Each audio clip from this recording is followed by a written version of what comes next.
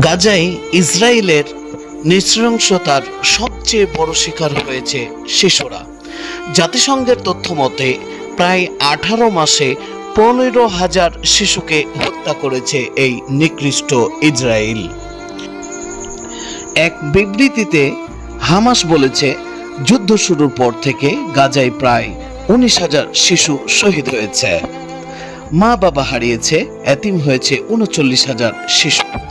আন্তর্জাতিক সম্প্রদায়ের নিষ্ক্রিয়তা ও দায়মুক্তির কারণে ইসরায়েলি দখলদারেরা ফিলিস্তিনি শিশুদের বিরুদ্ধে অপরাধ করতে আরও উৎসাহী হচ্ছে। ইসরায়েলের অপরাধগুলো তুলে ধরার জন্য মানবাধিকার সংস্থাগুলোর কাছে আহ্বান জানায় হামাস। গাজায় মোট 23 লাখ বাসিন্দার 51% শিশু। উপত্যকাটিতে ইসরায়েলি হামলায় নিহত শিশুদের তথ্য আরও সুনির্দিষ্টভাবে তুলে ধরেছে ফিলিস্তিনিদের কেন্দ্রীয় পরিসংখ্যান ব্যুরো।